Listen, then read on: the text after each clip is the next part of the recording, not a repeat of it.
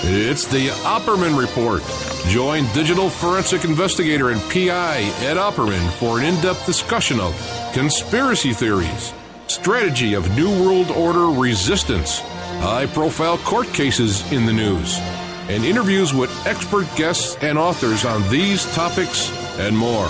It's the Opperman Report. And now, here is investigator Ed Opperman.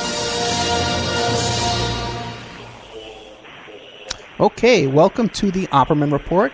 I'm your host, private investigator Ed Opperman, and this show is brought to you by emailrevealer.com. Now, if you're listening to this show for the first time, please take a moment and check out oppermanreport.com. And that's where we have a special archives and members section and exclusive content that's available only to subscribers. So if you're hearing the show for the first time on a brand new station, check it out and see the additional content that we have there available to you. Also, you can email me at any time at oppermanreport@gmail.com. If you have guest suggestions, you have comments, or even if you want to make a donation to help support the show and keep us on the air and to keep our investigations going. Today we have a very, very special guest. I'm very excited about this. We have Robert Merritt. Now, you may remember one of our most favorite guests we've ever had on the Opperman Report is Mayor Jim Rothstein. And Mayor Jim Rothstein, one of the things he told us was, he says, Ed, you got to check out Robert Merritt. He knows more about Watergate than anything else. So Mr. Merritt's been involved, co-author of a book on Watergate. But also, too, he's had a very colorful life, to say the least. Okay? Mr. Merritt, are you there? I'm here, Mr. Opperman. Thank you, sir. Now tell us about yourself. Who is Robert Merritt? Well, where do you want me to start? Let's start from at the West beginning. Virginia. You know what? Let's start at the beginning. How old are you now? How old are you? I'm 71. Now you mentioned to me, too, that you take a lot of medications. How's your health? My health is very bad. It's very bad. Very really is. Would guess from my medical experience, I used to do autopsies years ago, 1,499 of them in a children's hospital. If I had to guess, not being a doctor, I'd figure I probably have maybe 1 or 2 years left. Oh, no. Well, we'll keep in our prayers and our thoughts and prayers, and maybe we can get you some support throughout all this. So tell us about yourself and about your life, Mr. Merritt. Well, Mr. Opperman, I guess it would have to go back pretty close to my childhood. Okay. From West Virginia. I was raised by my grandparents because my mother and father divorced and remarried 16 different times. I think they broke the world record. But at the age of 14 years old, I started taking catechism at the Catholic Church, really out of spiteful reasons. My uncle, who was a professor in Charlotte, North Carolina, he worked for North Carolina University. He and I did not get along very well. This is my mother's oldest brother, and he was extremely prejudiced. He hated the fact that his parents was raising me and my younger brother, Danny. And he hated me with a passion, and along with my brother, too, basically out of jealous reasons that we were staying with his parents. But anyways, he was probably one of the most biased persons on the face of this earth. He hated blacks, he hated Jews, he hated Catholics, he hated everything you can imagine. And he, ironically, by the way, was a wizard at the Ku Klux Klan in the South. He even threatened to stop teaching school when they integrated the schools, and then he decided that, well, if he wanted to make a living, that's what he had to do, so he was forced to do it. But anyways, despite him, I started taking catechism. My family were Christians, and I was raised and born into the Presbyterian Church. And anyways, I was baptized at the age of 12 years old. On my 12th birthday, which was on a Sunday, and the minister baptized me. He baptized me with the water from the River Jordan.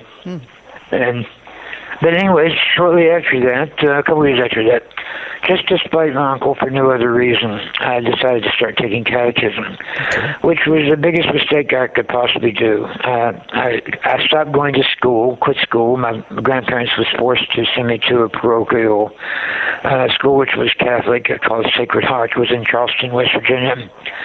And after school, I had to go across the street to the rectory to take catechism from a priest there named my father, Colin Donahue.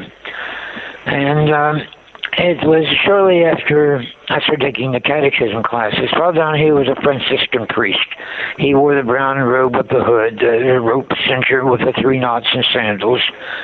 And we sit in a little small room, a study room, they called it.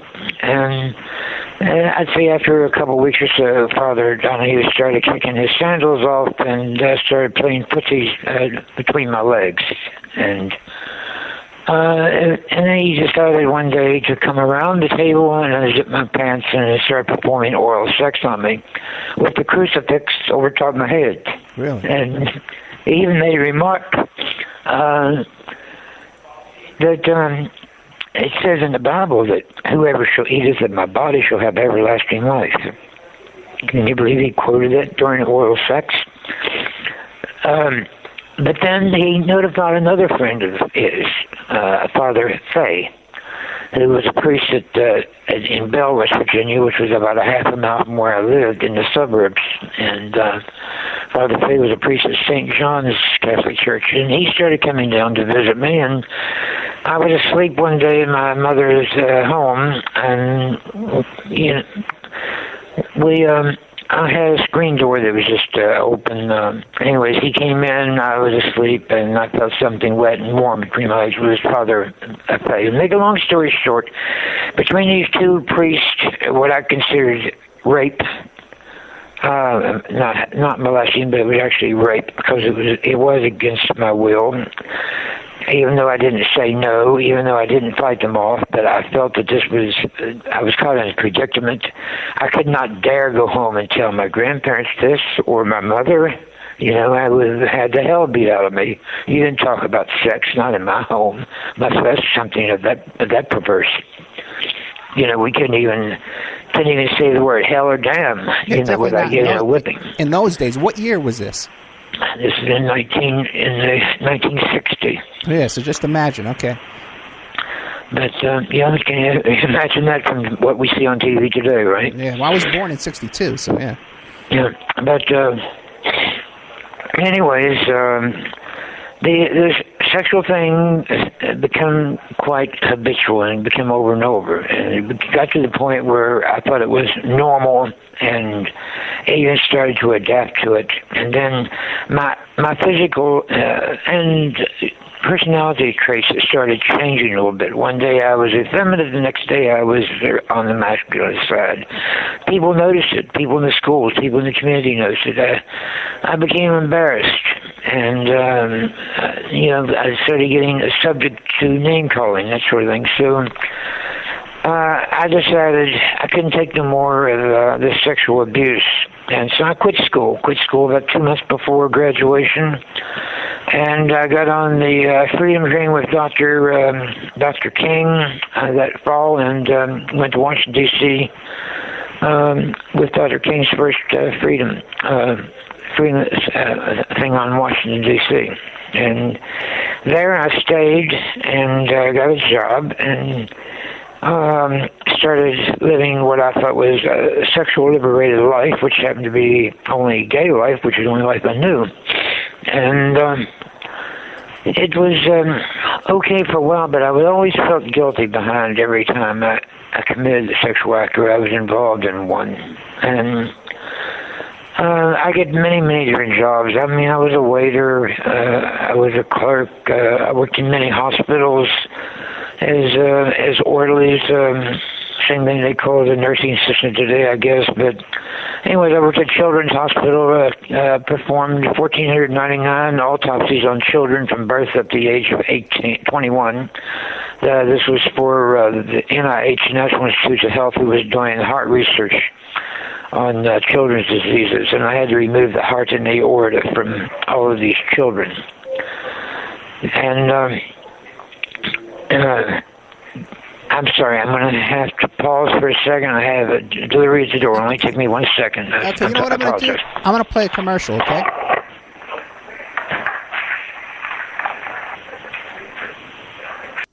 And now, a word from our sponsors. Pacific West Bamboo, your premier source for sustainable building material. They provide construction-grade and craft-grade bamboo material for all your indoor, outdoor, and gardening needs.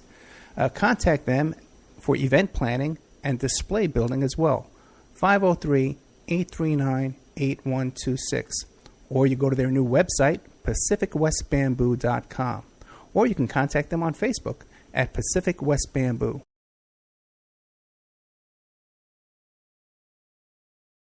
Mostly hospital work. Mr. Novin, I'm sorry, but we're getting a rather bad echo in the phone Okay. on the equipment. Okay, hold on. Let me see what's going on here. Okay, how about now? Yes, it's going now. You still hear it? Okay, in the late 70s, there was an incident that happened in New York City at the Stonewall Club in the Village, which had to do, it was a gay club, and it had to do with the police who encountered the gay people there. As you know, during that time, the police everywhere, homosexuality and gays were against the law. The act, you could go to prison for committing a homosexual act from 10 to 20 years in some states and life in others. And anyways, the police attacked the Stonewall Club that night, and they had actual physical altercation behind it. Well, it started nationwide publicity and media attention when that happened. And I was living in Washington, D.C., of course, and so I was the founder of the first gay organization there was, called GLF, Gay Liberation Front. Oh, really? And we made little flyers that we passed out. We stood in front of the FBI and the Department of Justice and White House and everything. And on the title it was RU12. And then it said underneath that in small print, the person handing you this is a homosexual, RU12. And as you know, from the 1970s and what started as a gay revolution, gays have taken over the world. They got jobs in the White House. They're condoned by the president and Congress, and have marriage rights and voting rights, and the politicians kiss up to them and have no other choice because they're very strong in numbers. And anyways, it was, I guess that, plus the fact I was hanging out in a park called DuPont Circle, which was about maybe 6-7 blocks or so from the White House. And I lived about a half a block from it. And then one street over Massachusetts Avenue was called Embassy Row. All the embassies was there from the entire world, just about. Well, in the park was everything you can imagine, from the blacks to the whites to the hippies to the communists to the Nazis, the pro-Americans to the anti-Americans to you name it, whatever political organization, far left, far right, it was all there. But the park itself was sort of non-political. It was a place where people socialized together, had fun. A lot of them got high on pot. It was a place to socialize, and it didn't make any difference. Some of my best friends were from the Black Panther Party. Okay, now what year was this? I'm sorry, this was in 1970, I believe. Okay, very good. And anyways, I was in, I think it was the fall of 1970.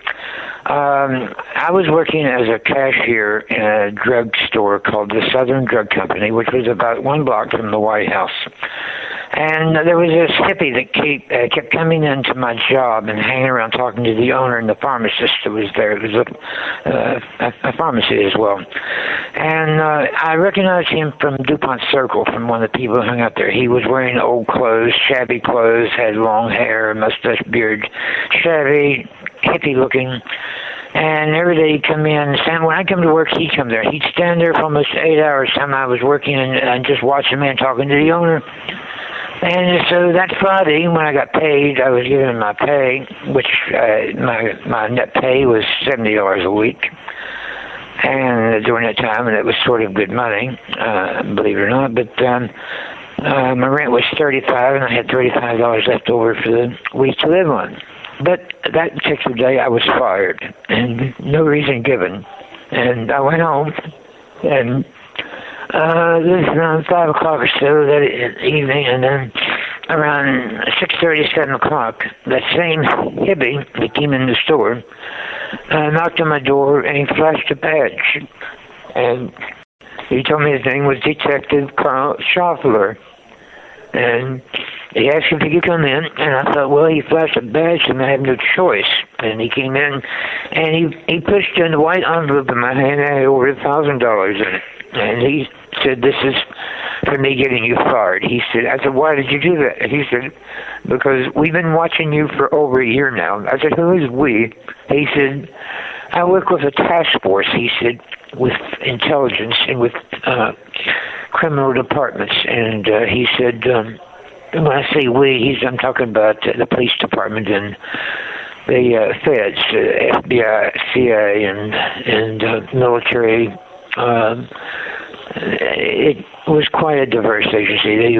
All the agencies were combined into this one thing. And he said, we just want you to work drugs. And so he had me make a couple of drug buys, and I did. Well, wait a second, Mr. Merritt. Now, you think he got you fired from your job? Yes, he did. He said he did. Okay, and then... He said because he said the government had profiled me. They wanted me to work for them. He said that they had watched me for a year, that I was a very charismatic type of individual, that I could get along with all different types, no matter who they were, what color they were, what political backgrounds they were, and he said this is the type of person that they were looking for. Okay, and so then you didn't have any problem going to work for them?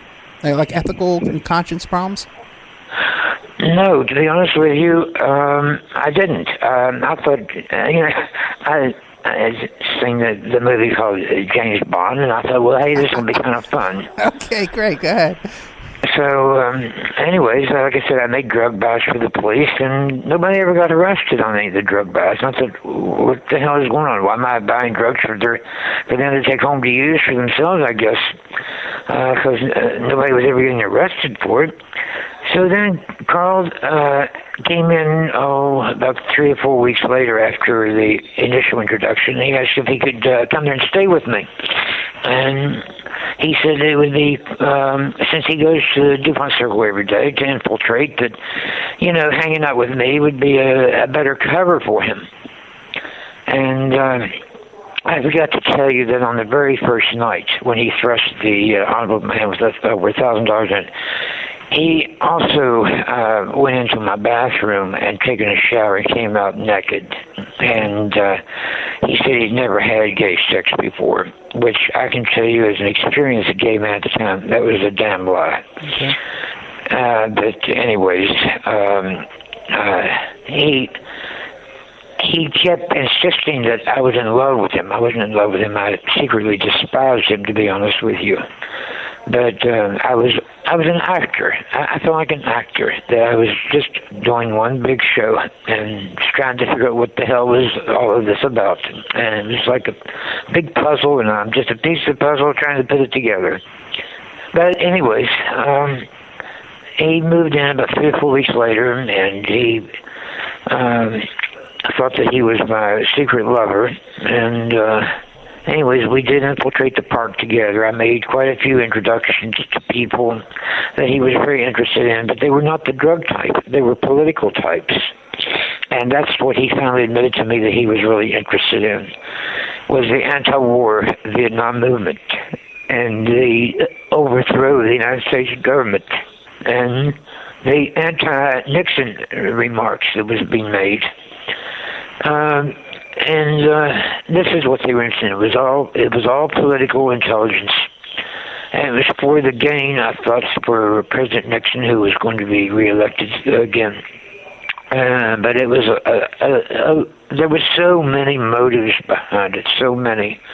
And I think I was probably wrong on every count that I could think of for a motive, and maybe I was hit the nail on the head of every last motive that I could think of. Because there were so many people involved in this whole thing. But they asked me to infiltrate over 200 and some different organizations, and I did. And that was attending meetings, getting on their mailing list, even applying for jobs at political institutions like the Institute for Policy Studies. This is a very famous political think tank called IPS, is most familiar to most people. And highly political. It was a Marxist-Leninist type of organization. It was funded by the Kennedy family.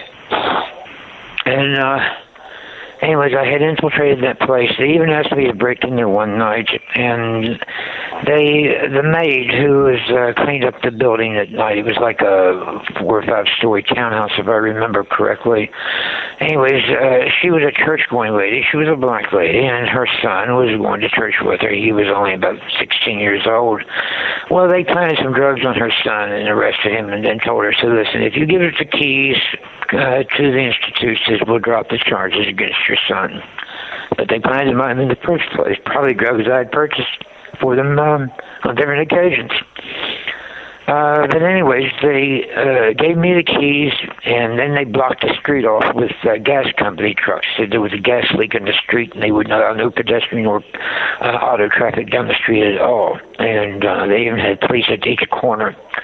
And so I was able to get into the building and to come out, sight unseen, and there was no problem at all. And when I went in, I had wiretapped all their telephones, stole their mail. I even had time to even turn it over to the FBI, who copied the mail and gave it back to me within a couple of hours, and I returned it back to the Institute.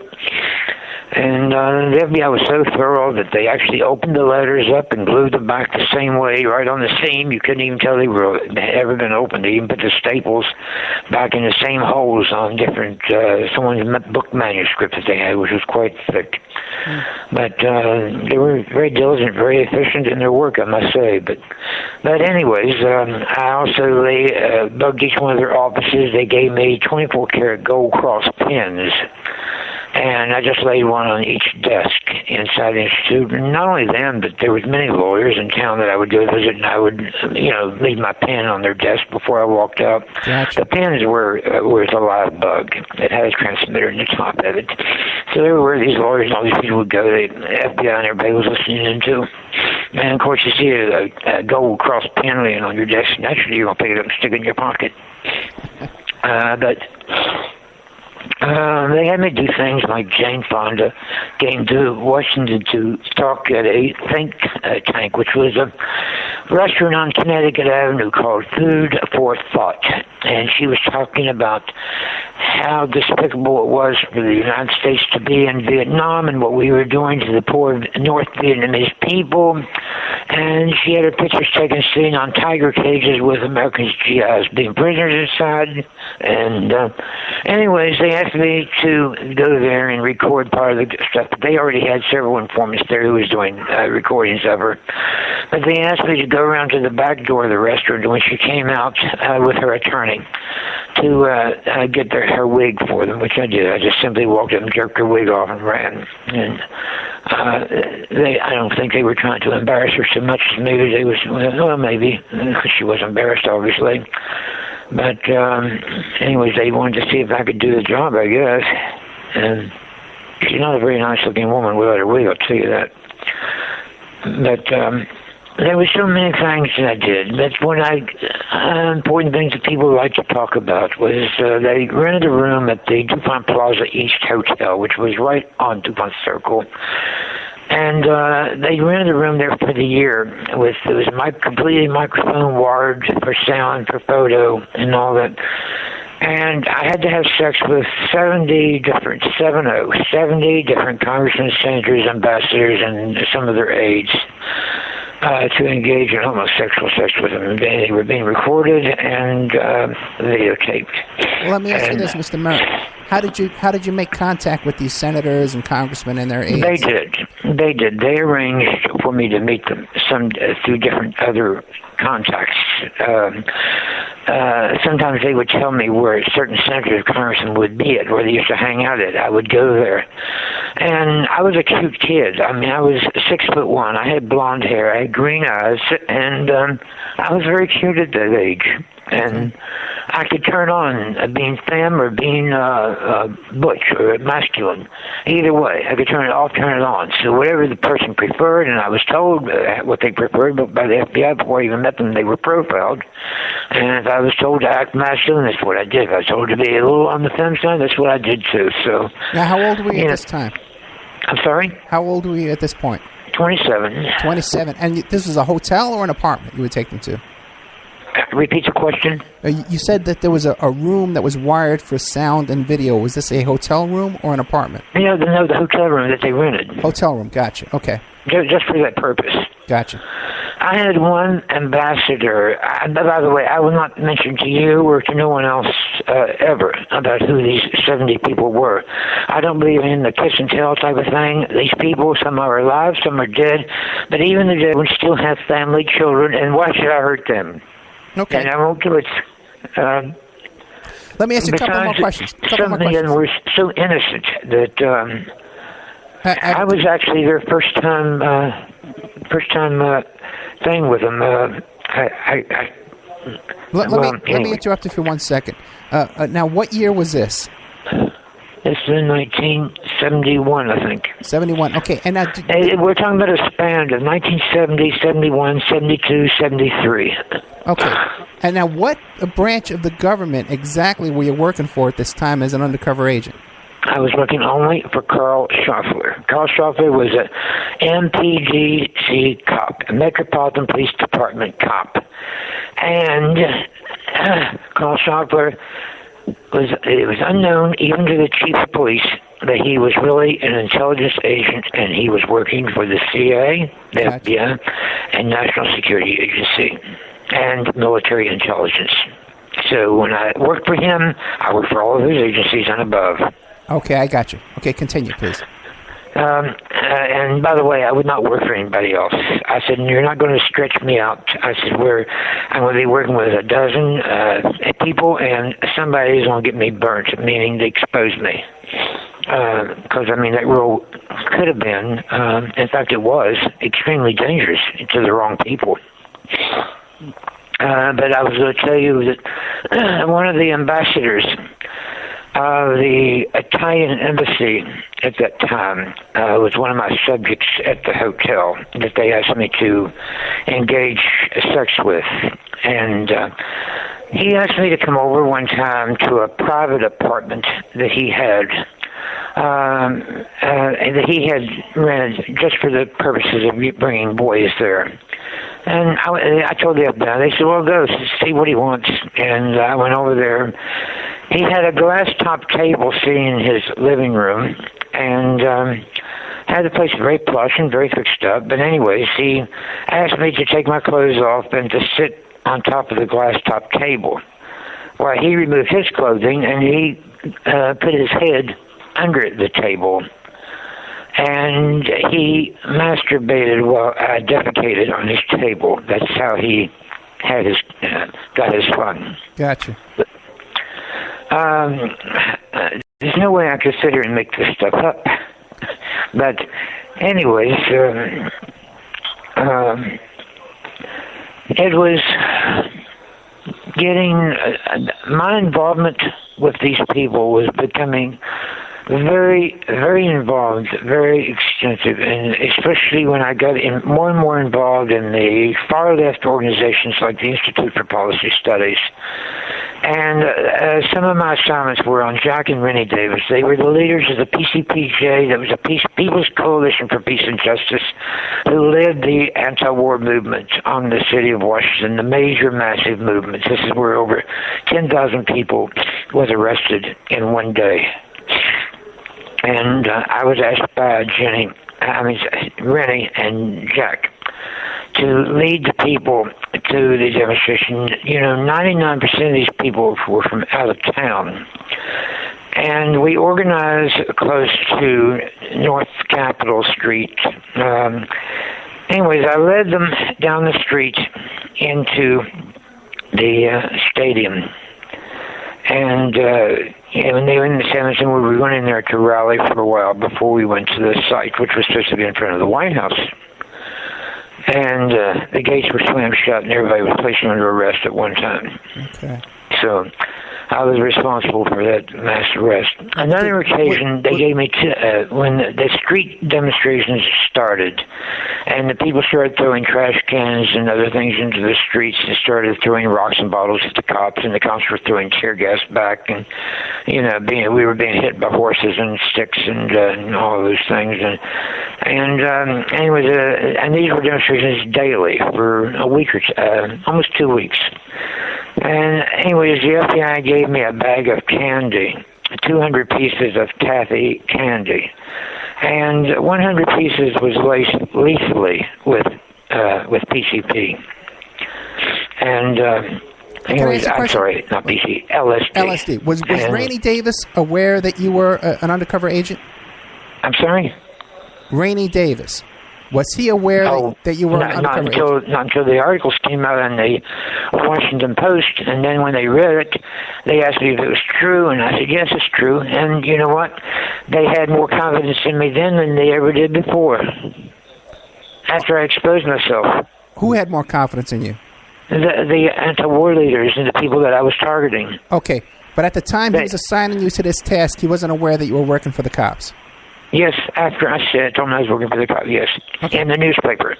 Okay, but at the time that he assigned you to the task of leading this demonstration, he was not aware that you were working for the cops? No, absolutely not. Okay, good. Now let me ask you a question. No. Now we're at the 30-minute mark.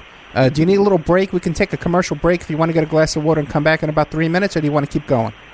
Yeah, please. I need a break, please. Very good. Okay, we'll take a nice little 3-minute and 40-second break. So just sit back and relax, and I'll come back on here and I'll call you, okay?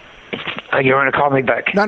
We're gonna leave the phone line open, but I'm saying I'll come back on the air and I'll ask for you. Okay. Thank you. It's 4:51 now by my clock. There you go. We are here with Robert Merritt. Fascinating character. We met him through Jim Rothstein. He has a lot of information about Watergate. We're getting to undercover activities. We'll be back right after these messages. And now a word from our sponsors. Pacific West Bamboo, your premier source for sustainable building material. They provide construction-grade and craft-grade bamboo material for all your indoor, outdoor, and gardening needs. Contact them for event planning and display building as well. 503-839-8126. Or you go to their new website, pacificwestbamboo.com. Or you can contact them on Facebook at Pacific West Bamboo. That's 503-839-8126. Amanda from Pacific West Bamboo was our first sponsor. She's been so good to us, so please support her in return. I want to make everybody aware of our new members section at www.oppermanreport.com. You can go there and sign up for a monthly, quarterly, or yearly subscription. You can even purchase episodes one by one. You get full access to brand new original content, new guests, new uncensored interviews, my own investigations and reports, and we're going to be adding sections with documents, images, police reports, either provided by myself or by my guests, or for my own investigations, my own reports. So you can go to oppermanreport.com and you can sign up there tonight. You can start listening tonight. Strawman. I want to mention Strawman. Strawman is a band out of Toronto, Canada. They're good friends of the Opperman Report. They're a trio of guys who share the same mindset most of us here do, and they put that energy into their words and music. So check them out at strawmanmusic.com and drop them a line to let them know that you heard them here on the Opperman Report. We'll be doing an interview with Sean Duffy soon. You can get an autographed copy of my book, How to Succeed as a Private Investigator, by visiting my PI website, emailrevealer.com. We also offer a computer and cell phone forensics. We can recover deleted text messages to uncover infidelity. We offer asset searches, locates, email tracing, background reports, and we can even trace your spouse's email address back to internet dating websites to catch them cheating online. You can reach us at 800-572-9762, or you can email me at emailrevealer at AOL.com. New World Mexican Women. Everyone loves the New World Mexican Women. And their line of fine, handcrafted, authentic Mexican jewelry of stone mosaic and abalone stone inlay. In their first book, titled New World Mexican Women, available on Lulu.com, they teach you how to make this jewelry, and they have a collection of love letters to their men from their hometown that have immigrated to the United States to find work. They have also published a new book entitled Azuquina to the Rodeo. It's about a young girl that falls in love with a rodeo bull rider, and she runs away with him without telling her family. You can find the New World Mexican Women by Googling New World Mexican Women. And you can ask them about their deals on wholesaling their fine jewelry and all of the other projects that they have going on. If you'd like to have your business or website advertised here and promoted all over the world on dozens of stations every day, give us a call at 800-572-9762 or email oppermanreport@gmail.com. And now back to our show.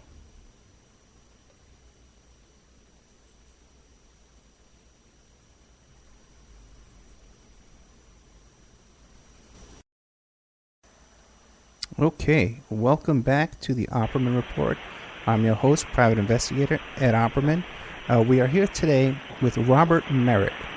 Robert Merritt is a fascinating character, historical, iconic figure that we should all, every one of us should be aware of this man, okay, because the kind of information he's sharing with us today. Now, you can hear the way he tells his story. He's an excellent guest for radio. And the fact that he has not been found by other hosts, it kind of goes to show you that the information he's sharing with us today is information that the powers that be do not want out in the public knowledge.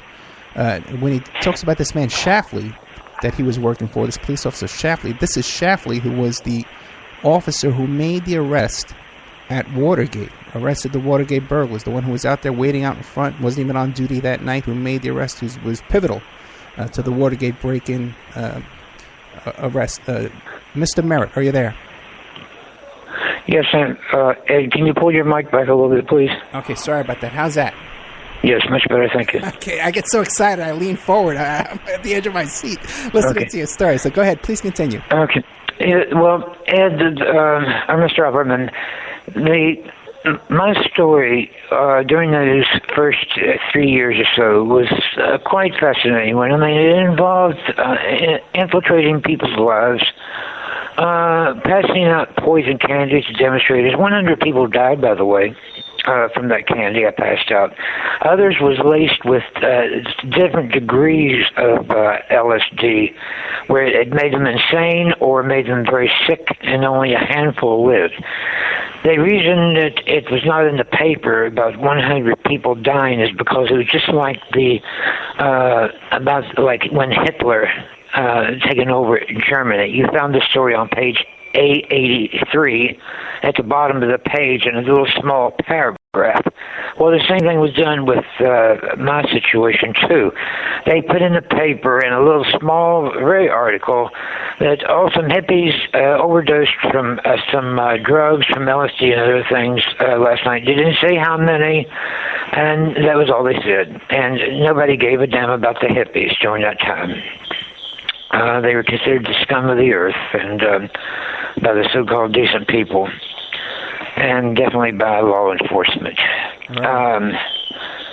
In fact, I was told by the FBI and by other agencies that, if any opportunity ever comes, you have a carte blanche license to do whatever you want to annihilate, exterminate, and terminate, and to help any of these people expire very quickly, because they're nothing but traitors to this country, and you'd be doing a great service to our nation by eliminating them. Of course, all those words, meant kill, okay?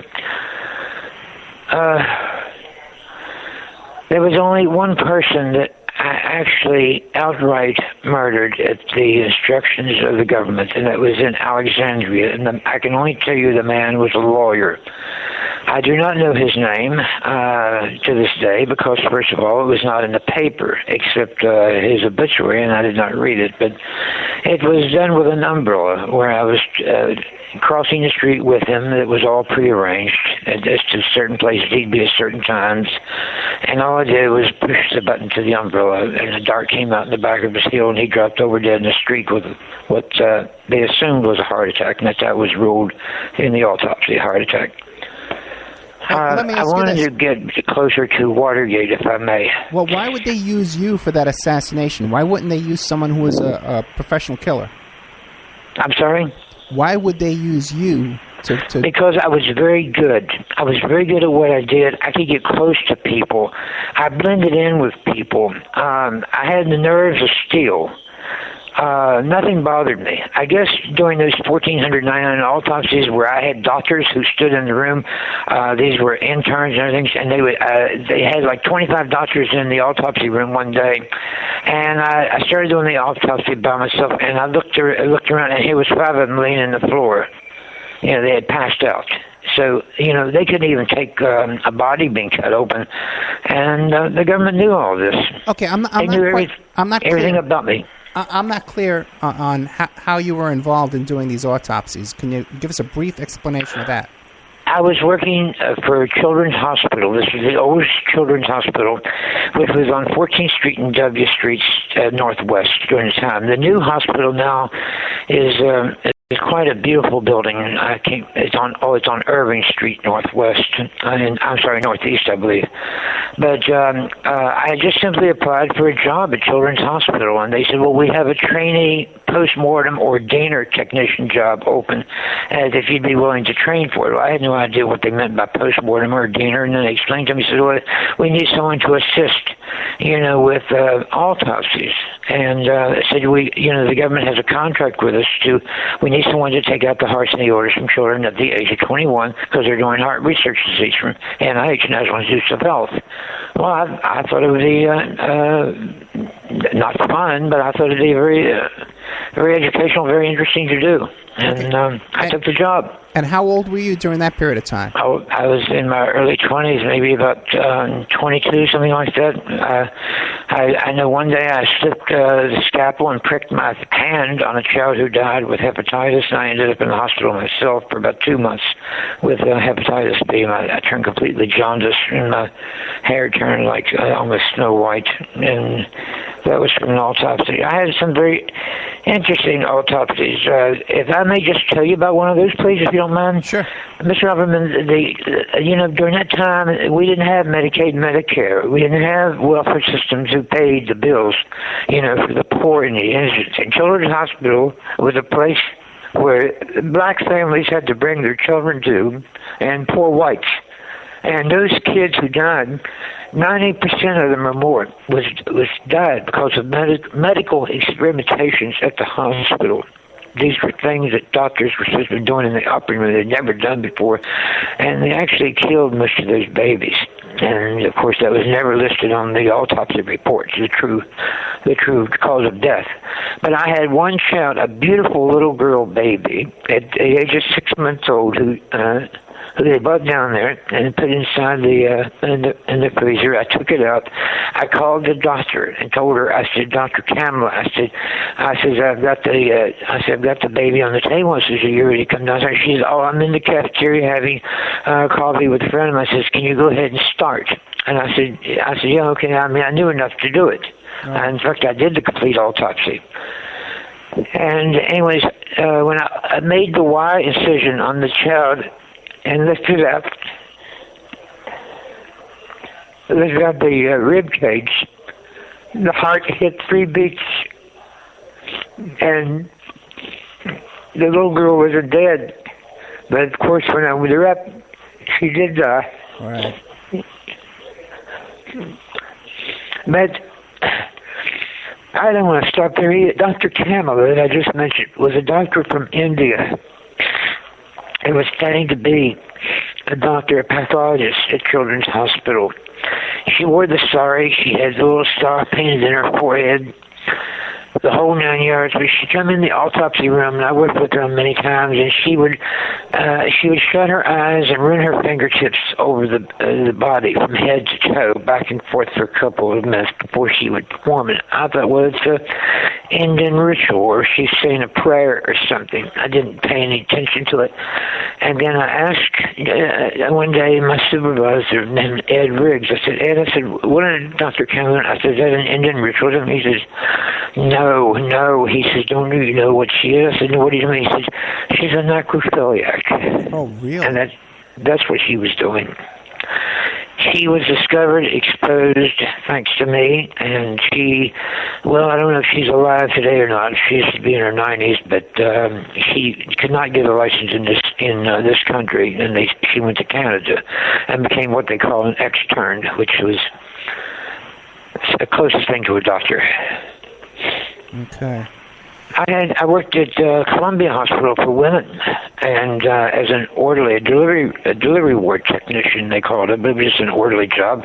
All I would do would pull the beds out of the labor rooms into the delivery rooms, and there's two instances there I would like to tell you because it's all connected to my whole story. And that is one woman came in who was having a C-section, a cesarean, and she had about 4 or 5 doctors in there, and 4 or 5 nurses, and they're only taking one doctor, one nurse for any delivery. And she was there, was draped off, and they were opening her up, and we were out in the hallway watching too. I asked Miss Turner, Mildred Turner, who was the registered head nurse over that ward. In fact, she was from even from West Virginia, where I'm from. And I said, "Why are all the people here, Miss Turner?" She says, "That's President Johnson's personal private secretary." I said, "And she's not married." She says, "We think that's President Johnson's love child." Oh. Did that baby survive, or was the baby killed too? I'm sorry? Did that baby survive, or was that baby killed too? No, it was kept. Okay. I don't know whether she kept it or not, but they didn't kill it. Okay. Well, But in a room across the hall, we had a Dr. David Nolan, Nolan. Okay. And Dr. Nolan was one of the most famous Washington, D.C.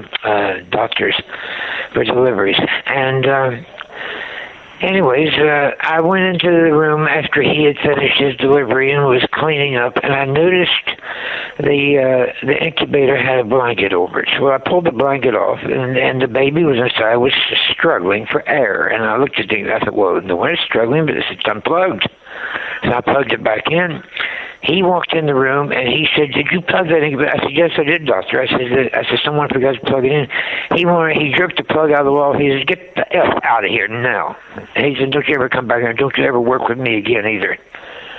Again, I went out and asked Miss Turner. I said, "Miss Turner," says, "Dr. Nolan, as it is killing that baby," I said, I plugged it in for air. It's struggling. It's turning blue. He said, "Just leave it alone." He says, "The baby belongs to a girl.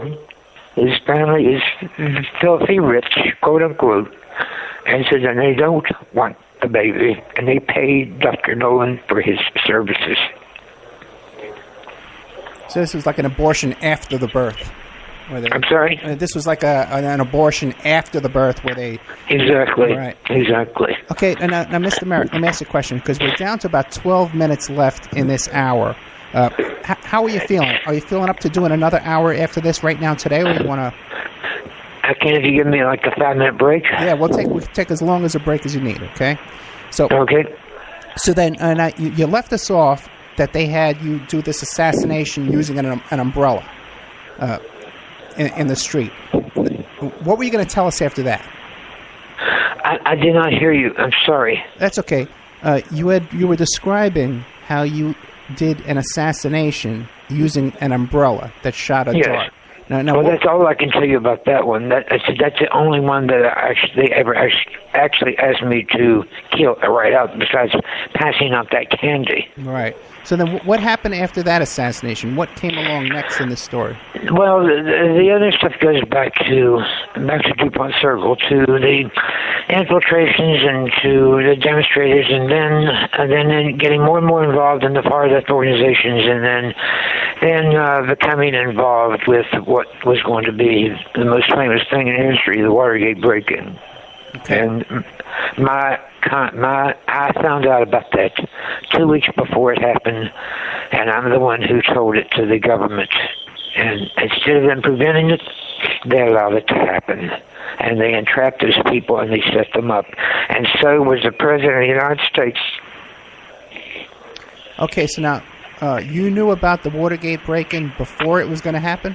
Yes, 2 weeks before. How'd you find out? Like I explained to you from the beginning, when with the people at DuPont Circle, I told you I hung out with all different types. Some of those types were to the extreme. These were female impersonators, what they call transgenders today, that cute little name. But one of the drag queens, the name of Rita Reed, was a female name. Real name was James Reed. Worked as a switchboard operator across the street at Columbia Apartments from the Watergate. And Rita went to work one evening, and they were on the switchboard. This is the old PBX switchboard with the holes in the wires. You know, you had to plug in to make a phone ring. And, of course, you could plug the wire in and listen in on a conversation, too. Anyways, that's exactly what Rita did. And a call came in one night, hole number 2, I think it was, that was nobody supposed to been on that line. It was supposed to be an empty, available line for an extra phone hookup for the building. Then all of a sudden it lit up, and Rita got nosy and listened in, and she heard the conversation about what was going to become a break-in at Democratic National Headquarters. Did she know who she was listening to? No. So she had no names or anything? But there was more than one telephone conversation. But anyways, when you put it together,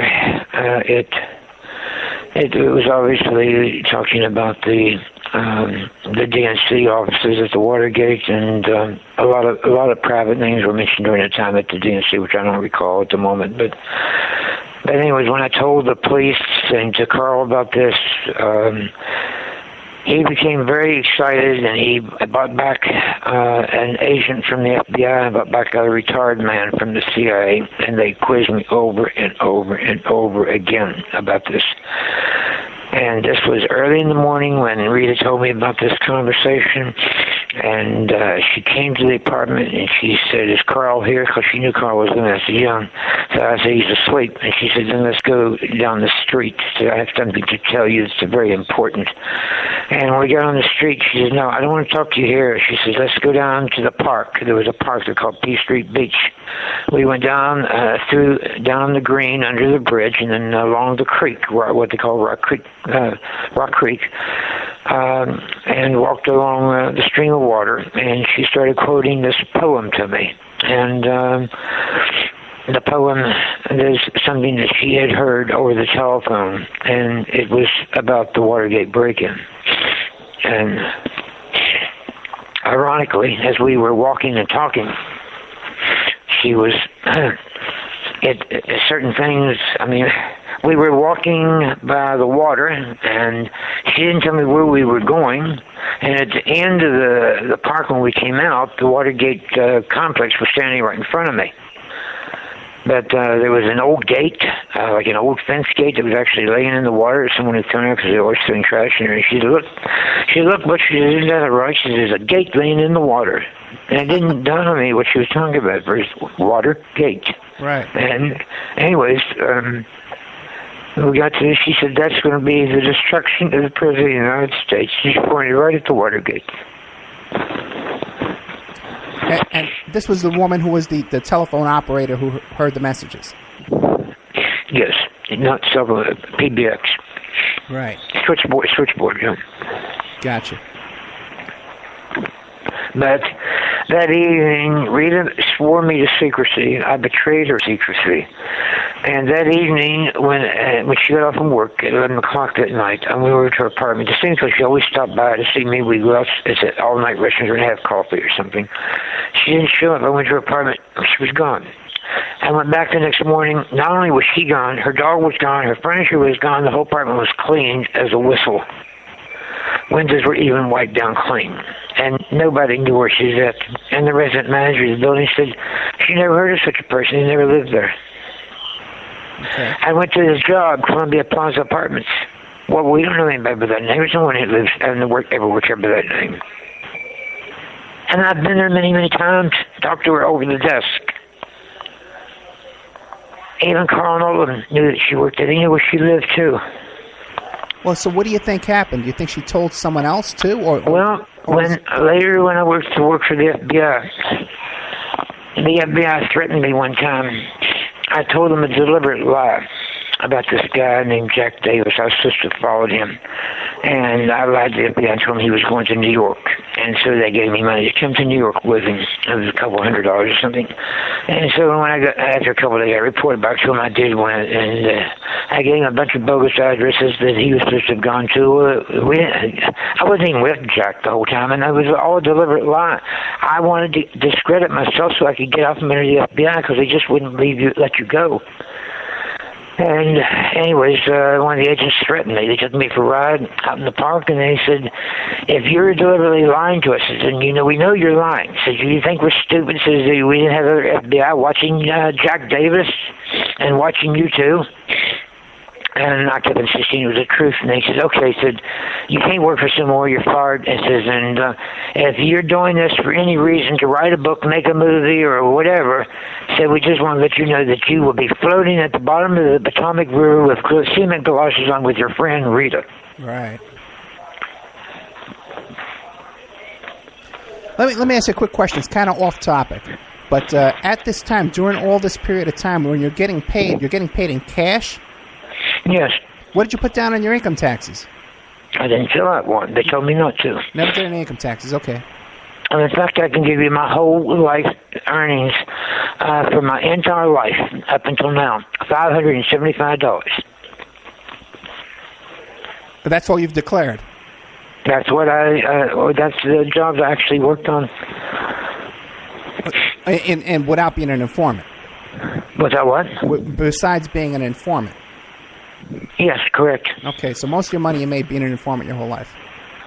I did work at other jobs like the Columbia Hospital for Women. I worked at Children's Hospital where I got paid. I paid on the book with W-2s and something, but I worked under alias names with alias Social Security numbers. Okay.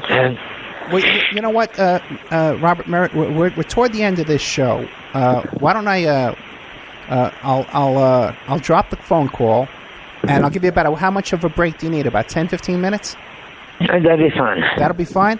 Okay, great. Yes. Then I'll drop the call. I'll call you back in about 15 minutes, and I'll talk at the end of the show. Okay, sir? Okay, so about 15? About 15. All right, thank you, Mr. Robert. Thank you. This is great stuff. Thank you very much. Okay, we are here with Robert Merritt. As you heard, he's almost 80 years old, and he's on all kind of medications and stuff like that. I can kind of hear him struggling, with his voice and because this does take a lot out of you, but so far I think this is some incredible information, and we're very lucky to have this guest here, Robert Merritt. You know what? I recognize the name Robert Merritt right now because from the Gay Liberation Front, I've heard this name before. I've heard the name before in connection with Rainey Davis, who was an activist. I think he was with SDS and back in the 70s and stuff like that. And everyone knows the name Carl Schaffler. Who was the Watergate arresting police officer. He had the night off. He wasn't on duty that night. For some reason, unknown, he was parked out in front of the Watergate Hotel when E. Howard Hunt, St. John Hunt's father, when Frank Sturgis, and the rest of the Watergate burglars, the Cubans and all these guys, McCord, and these characters were there at the Watergate, planting these bugs and doing whatever else. We heard from Phil Stanford, author of what was that? Something about the Call Girl operation, the White House Call Girl, the real reason for Watergate.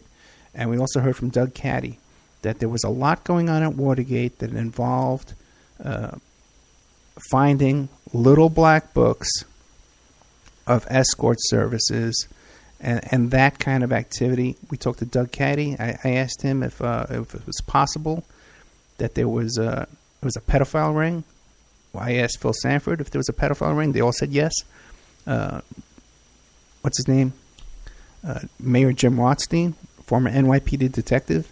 I asked. He came up with told me that it was involving a pedophile prostitution ring, a gay sexual ring, and now here we have today Robert Merritt giving us the same kind of information.